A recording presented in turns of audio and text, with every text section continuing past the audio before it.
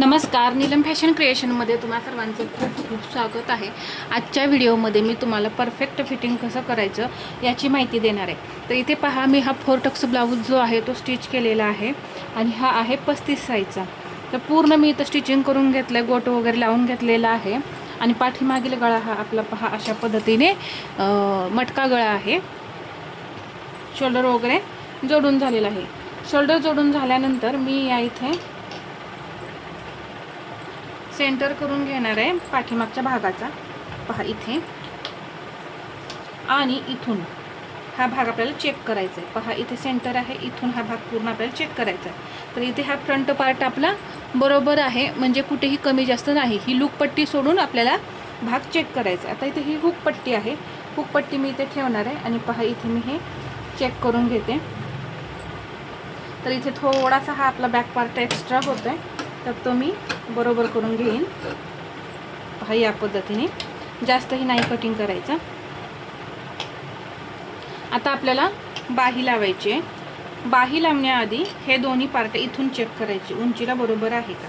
तर इथे पहा हे उंचीला बरोबर आहेत। आता कटोरी ब्लाऊजमध्ये काय करायचं आहे, जेव्हा हे आपण चेक करतो हे पार्ट, त्यावेळेस जर हा भाग एक्स्ट्रा असेल कोणताही यातला, तर तो तुम्ही कट करून काढा। परंतु 4 टक्स ब्लाऊजमध्ये जर तुमचा फ्रंट पार्ट एक्स्ट्रा झाला, तर तुम्ही इथे हा जो टक्स आहे तो देऊन मॅनेज करून घ्यायचा हा पार्ट।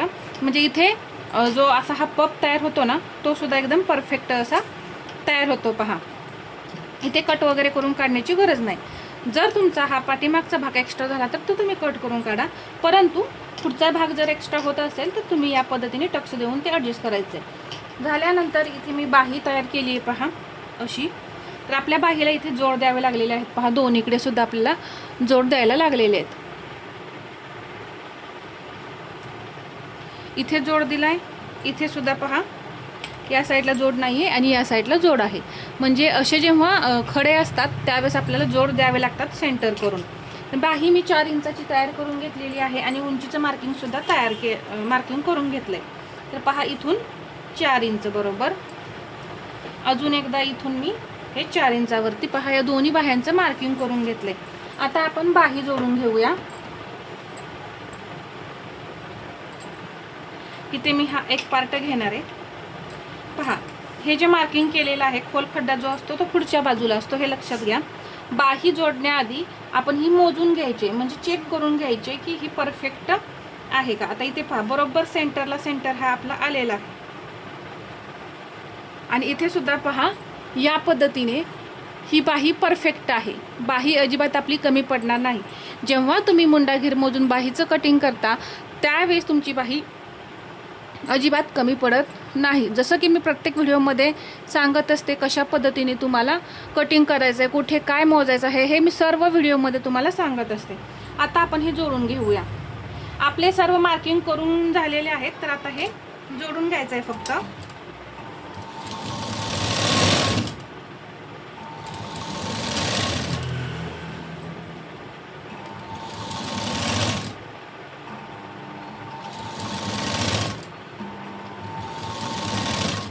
आता इथे पहा हा शोल्डर जोडलेला भाग जो आहे तो इथे पुढे भागाला आलाय, परंतु तो असा पाठीमागच्या साईडला असा घालवायचा आणि मग बाही वरून जोडायची। पुढच्या साईडला तो भाग आला नाही पाहिजे।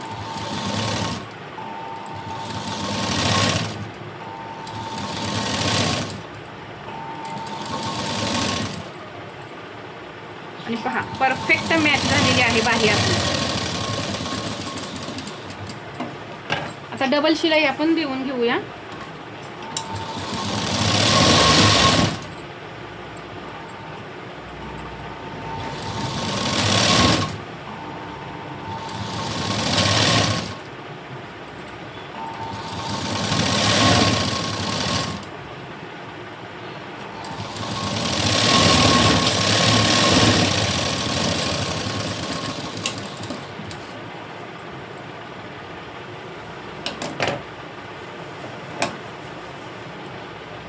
याच पद्धतीने मी दुसरी बाही जोडून घेते। पहा पहा किती सुंदर अशी बाही दिसत आहे। हे जे डिझाइन असतं ना, हे बरोबर सेंटरलाच यायला पाहिजे, अशा पद्धतीनेच आपल्याला इथं तयार करायची असते। पहा बाही तर दुसरी बाही मी तयार करून घेते. बाही जोडून झाल्यानंतर इथे मी शिलाई देऊन घेतली आणि पहा इकडे सुद्धा मी शिलाई देऊन घेतली आहे. आता ब्लाऊज आपण हा उलटा करून घेऊ.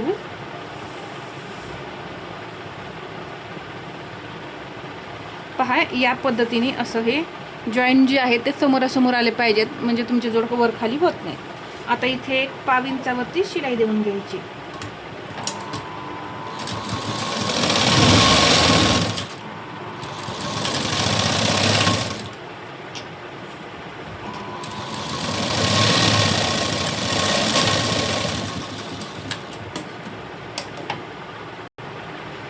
दंडघेराचं मार्किंग करून घेऊया.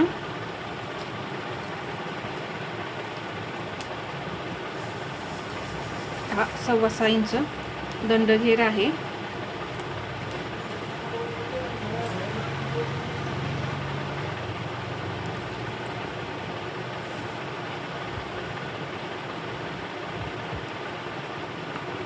या पद्धतीने आता 35 इंच आपली चेस्ट आहे, तर त्याचा चौथा भाग येतो 8.25 इंच. तर इथं हा भाग आलेला आहे.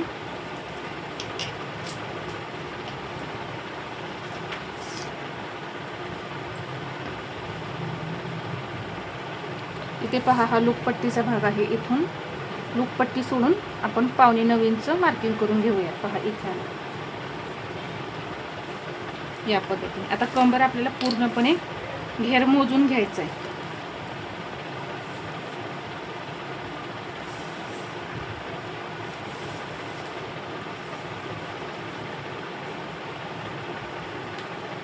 एकोणतीस इंच आपली कंबर आहे. तर पहा किती शिल्लक राहते. 1 2 3 4 5 आणि हा वरती एक 1.25 इंचाचा पॉईंट आहे, तर तो सोडून देऊ.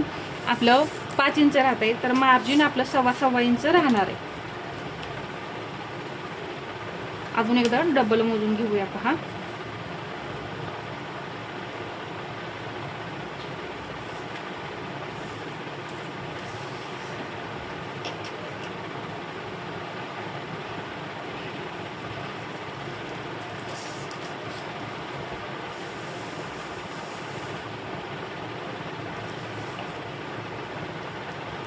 सव्वा इंचावरती इकडे मार्किंग करून घेणार आहे आणि इकडेही मी 1.25 इंच तर मार्किंग करून घेतलं.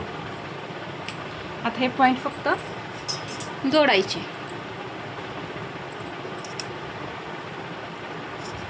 या गोष्टी जर तुम्ही लक्षात ठेवल्या तर तुमच्या फिटिंगचे जोडसुद्धा वर खाली होणार नाही.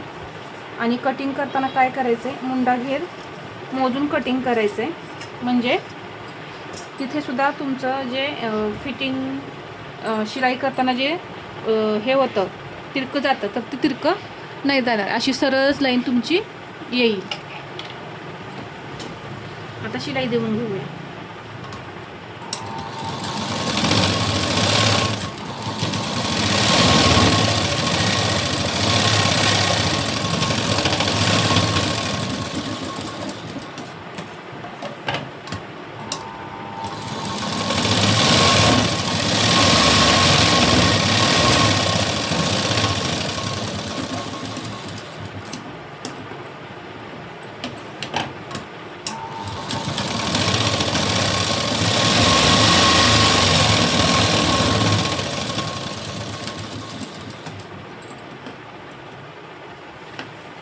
हे जे राहिलेले धागे दोरे आहेत ना, ते लगेच कट करून काढायचे. दुसऱ्या बाजूचं सुद्धा फिटिंग करून घेऊया.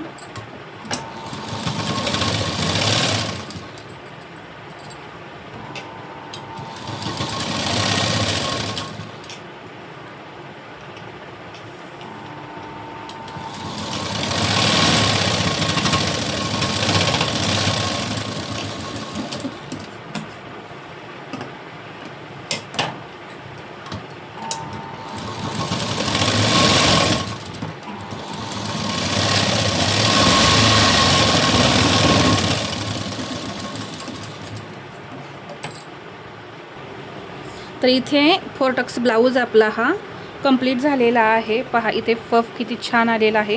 या पद्धतीने पफ जर आला तरच ब्लाऊज जो आहे तो छातीमध्ये परफेक्ट बसतो.